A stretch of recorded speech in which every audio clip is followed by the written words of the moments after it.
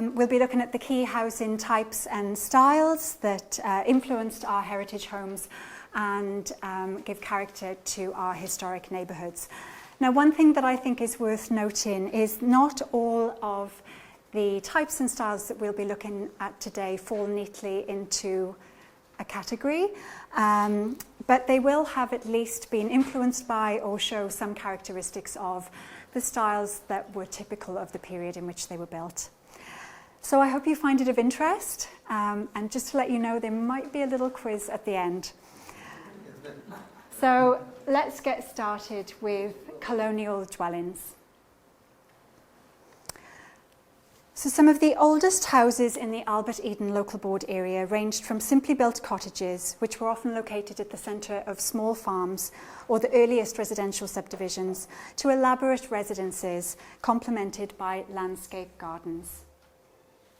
Let's first take a look at the cottage. Many early dwellings were workers' houses or cottages, which were built by early immigrants as a natural response to the availability of resources and the planning of communities in the early stages of European settlement. With their origins in English Georgian cottages, these early dwellings were generally modest in scale and featured a symmetrical frontage with windows either side of a central doorway, as shown in this 1864 watercolour of Mears Farm in Mount Eden. As can be seen, they were usually built over a simple square or rectangular plan with 2 or 4 small rooms under a hipped or gabled roof, with a lean-to at the rear for use as a kitchen. Rooms often served more than one purpose: living rooms at day, bedrooms at night. And although mainly single-storey, some cottages had attic rooms with dormer windows to let in extra light. So most of the cottages were built of timber, like the ones here in Mount Eden and Mount Albert, made possible due to its availability and relative cheapness when compared to stone. Their roofs were often covered in shingles or corrugated metal with chimneys built of brick. There were, however, a number of stone dwellings built in the Albert Eden area during colonial times, like Potter's Cottage, shown here, which was built on Manukau Road in the 1840s, and it's since actually been relocated to Motat. Of more solid construction, often with slate roofs, they were usually built by slightly more affluent owners, utilising the stone that was becoming increasingly available from nearby Manga. So let's take a look at the grand residence. In addition to the establishment of farms during colonial times, areas of the Albert Eden local board were also used to create what might be regarded as country estates. These estates gave wealthy Aucklanders an attractive place to live, away from the overcrowded or less desirable conditions of town, but still within a convenient carriage ride of their place of business. They often comprised grand, elaborate residences set within large landscape gardens, built as a clear sign of their owners' wealth and prosperity. And we can see a couple of examples of these country estates here, peppering the Epsom landscape in this 19th century image. So these grand residences were influenced by several styles that reflected overseas architectural trends, popular during the 19th century. These included the neoclassical Italianate style, which we can see here in Rocklands, an imposing mansion built in Epsom in 1865 to 66. Then we have the Regency style here, can be seen in Mariveri, built in 1862 to 1865, also in Epsom. And then finally we have the Gothic Revival style, which is shown here in Clifton, a Gothic Revival residence located on the eastern slopes of Mount Eden, also built in the 1860s. And all of these wonderful residences are still standing today. So whilst many of the early cottages have long gone, some grand residences, as shown in the earlier slide, and stone-built dwellings still survive from colonial times, albeit on substantially smaller lots. These are mainly located in the suburbs of Mount Eden and Epsom and exist as important remnants of this early period of European settlement in the Albert Eden local board area. And here are some additional examples from that period. Next, we take a look at probably one of the most recognisable of our heritage homes, the villa. The villa survives as the archetypal home from early Auckland and really dominated housing in New Zealand during the late 19th and early 20th centuries. The villa form evolved over 50 years, having its roots in the tradition of colonial architecture that we share with other British colonies such as Australia and India. These settled very early into a standalone villa plan which used local materials and was adapted to local conditions. In the Albert Eden area, the majority were built of timber, with walls clad in weatherboards and roofs in corrugated iron with brick chimneys. And whilst both brick and concrete villas were built during this time, they are less common in the Albert Eden area. So let's take a closer look at the Victorian villa. The Victorian era was a period of significant population growth and really marked the commencement of suburban development in Auckland. As population grew, the need for housing inevitably increased. People were keen to move out of the overcrowded central area to new suburban locations that were believed to offer a healthier place to live. In Albert Eden, the Victorian villa represents the first wave of large-scale residential construction in the area. There were many villa forms, the earliest of which was often a variation of the cottage. The most basic form was the square-fronted villa. These were often of square plan with a veranda at the front and a lean-to at the rear. Inside, the villa used what was known as a hall and parlour plan, with all the main rooms accessed off a central hall. From this basic form, the villa could be expanded to make larger houses. Plans were elongated, bays were added, verandas were reconfigured, and the location of windows and doors were changed. The options were almost endless, but could be categorised into several clear types. In the Albert Eden area, the most common villa types were, and still are, the square-fronted villa, the single-bay villa, and the corner bay villa, as shown in these lovely historic photos here. With their most decorative front elevation facing the street, the villas were built shoulder to shoulder, with their more formal rooms at the front and the family rooms at the back. In the same way that there was an abundance of villa types, so too was there a profusion of elements that could be applied to decorate the villa. At the height of the villa building boom, a vast array of embellishments were available. These could be selected from timber companies' pattern books, which offered endless choices for the design of fireplace surrounds, archways, turrets, finials, so on. Those decorations allowed both homeowners and builders to individualise their villas and give them their own distinctive appearance. So whether standing individually, in groups, or as entire streetscapes, the Victorian villa can be seen throughout the Albert Eden area, but are particularly prevalent in the suburbs that developed the earliest. And these include places like Morningside, Kingsland, Mount Eden, and Epsom. And here are some examples.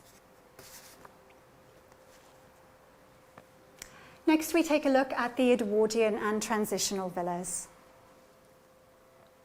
So the Edwardian era was a period of rapid development in Auckland following the arrival of the electric tram, which resulted in an incredible increase in the number of houses constructed in Albert Eden.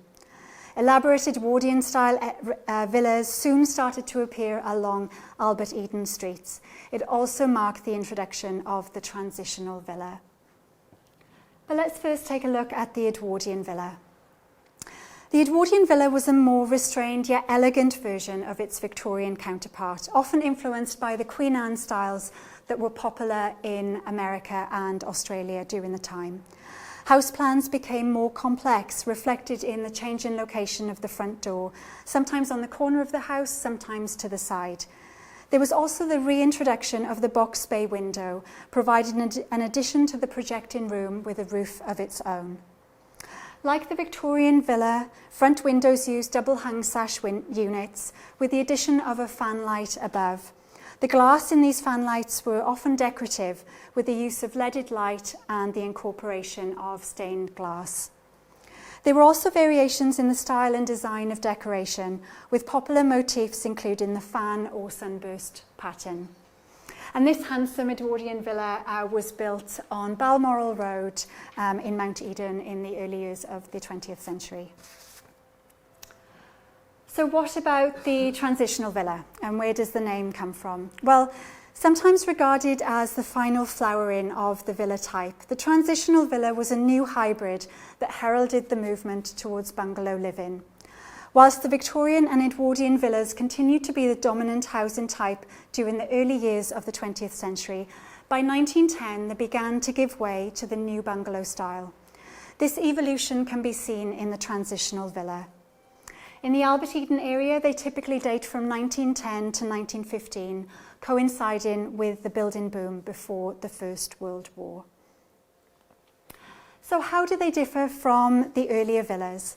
Well, whilst the transitional villa retains the general form and layout of the villa, it also incorporates bungalow features such as exposed rafter feet, casement windows, and a reduced level of ornamentation.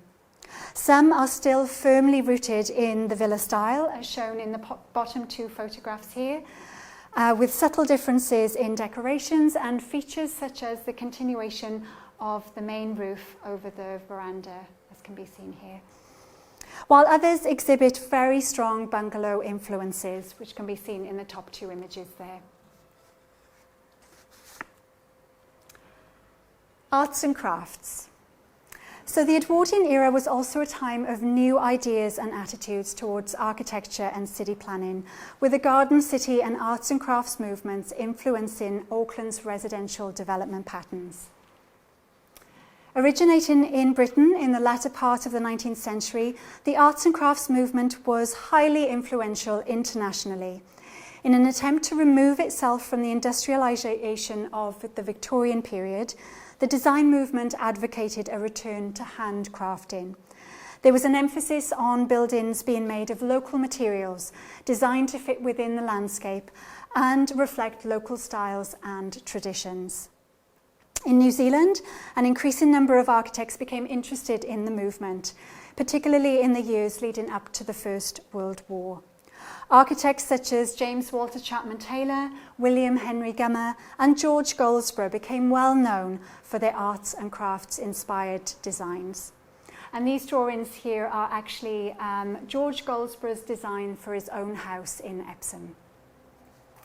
And as can be seen, the key characteristics include steeply pitched roofs, often covered in clay tiles, with tall chimneys, multi-pane casement windows, and the use of highly textured building materials. Characteristics that would later be adopted in the design of the more modest English cottage, which we will look at a little later. Although arts and crafts influence residences are still prolific in Albert Eden are less prolific in Albert Eden, I should say, compared to other areas, some key examples designed by notable architects still exist, as shown here. These are examples, some lovely examples actually, from Mount Eden, Mount Albert and Epsom. Next we take a look at the bungalow.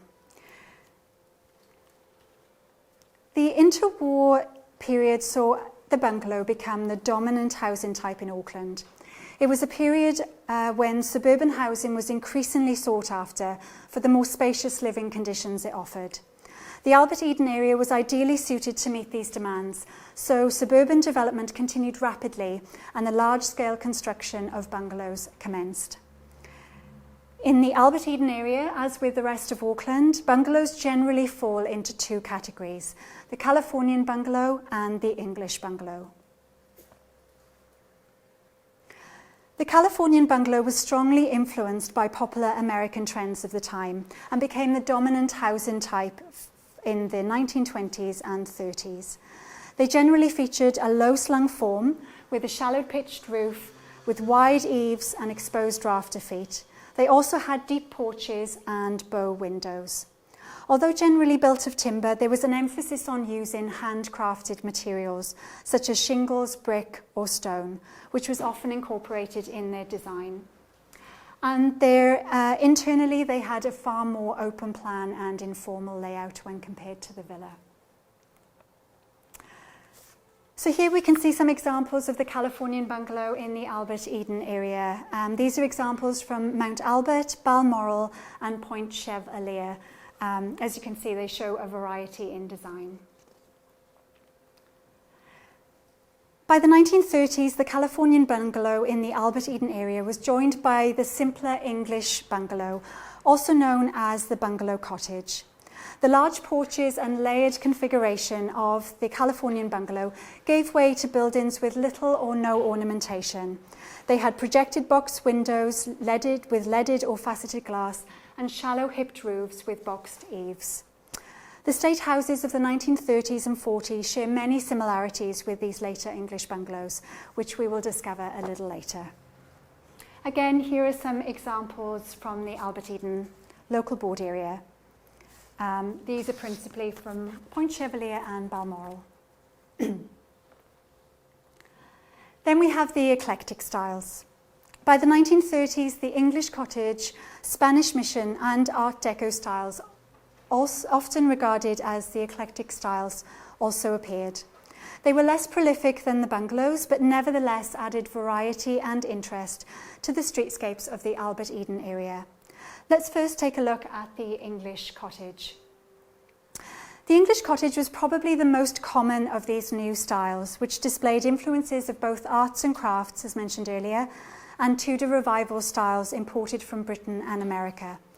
The style was often applied to the small bungalow form, featuring steeply pitched roofs, half timbering, brick and or plaster cladding, and tall chimneys. Some good examples of this type can be found in Balmoral. Then we have the Spanish mission style, which was inspired by late 19th century Spanish missions in California. In New Zealand, the style offered an alternative to the interwar bungalow and often alluded to modernity and the exotic, and became widely used following the Napier earthquake in 1931. Spanish mission houses generally feature heavily stuccoed walls, terracotta tile roofs, and are sometimes decorated with arched openings and barley twist columns. So in addition to houses like this one here in Point Chevalier, the style was also incorporated into the design of flats, which were beginning to provide a new way of living in the interwar era. And this example here is probably one of my particular favourites, and that's Mountain Court, located in Mount Eden. Finally, we have the Art Deco and modern style, a style that first emerged in France prior to the First World War. The basis for the Art Deco style was the principle of being true to the building, to reveal its structure rather than disguise it. Like the Spanish mission style, it became popular in New Zealand following the Napier earthquake and was used in the design of both houses and flats in the Albert Eden area. As a housing style, it heralded a complete change from the ornate villas and even the more casual bungalows that came before it. There was an emphasis on creating a building of functional design, characterised by clean, linear appearance with flat roofs behind parapet walls, large areas of glass and limited decoration. Next, we have the State House.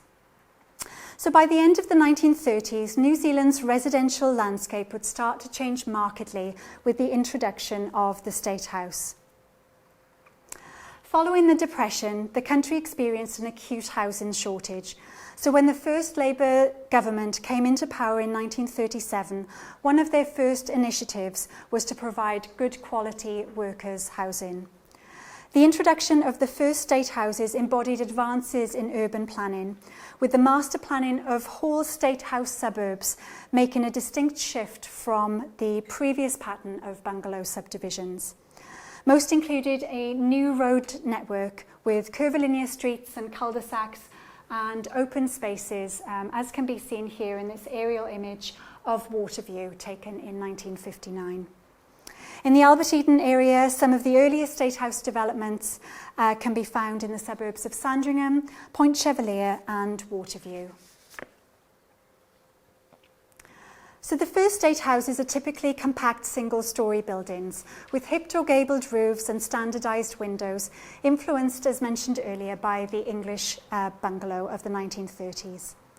In an effort to avoid stigma, however, the Department of Housing Construction Architects consciously introduced a variety of house shapes and styles, such as the two-storey dwellings, duplexes, row houses, and different sizes of flats and apartments. A mixture of cladding materials were also used, such as timber weatherboards, brick veneer, asbestos cement, and concrete. So in the Albert Eden area, many of the state houses were built in the late 1930s to 1940s and reflect a mixture, as can be seen here, of those different types and use of material. The modernist house. So at the same time that state housing was introduced, modernism first made its appearance in New Zealand. Developed by European architects in the 1920s, the modernist style did not reach New Zealand until the late 1930s.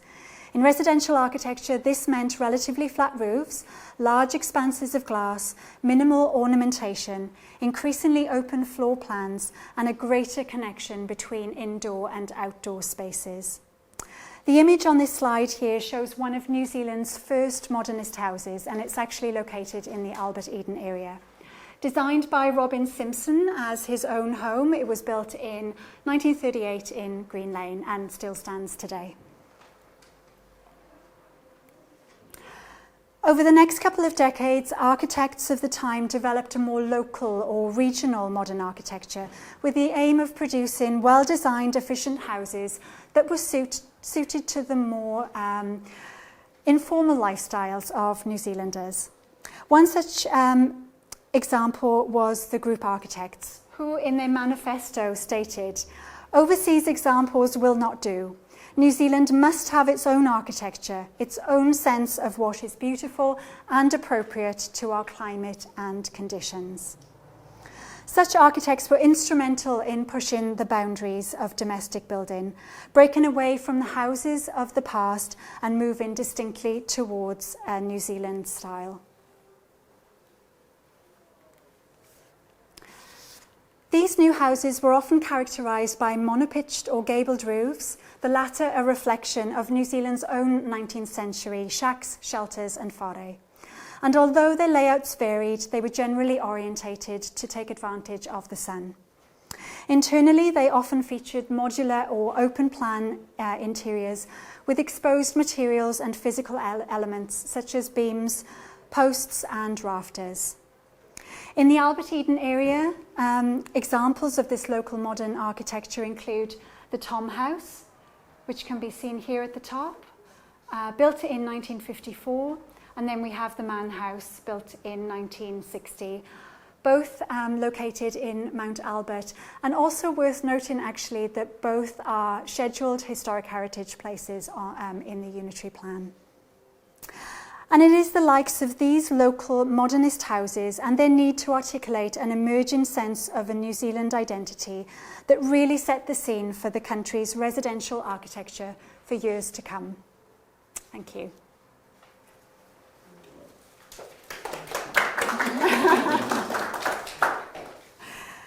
So, okay, as promised, just a little bit of fun. Hopefully you're ready for a bit of a pop quiz. Let's see how well I've described things and how carefully you've been listening. So it should be straightforward. Please feel free to just shout out. It's all very informal. Okay, we have an example here of a villa. Is it a Victorian villa or an Edwardian villa? Yes, Victorian. Brilliant. Okay, transitional villa or Californian bungalow? Fantastic. Easy. English bungalow or English cottage? Brilliant. I should have made these harder. Art Deco modern or local modernist? Clearly, I had every faith in you. Great job, you guys. Kia ora, thank you.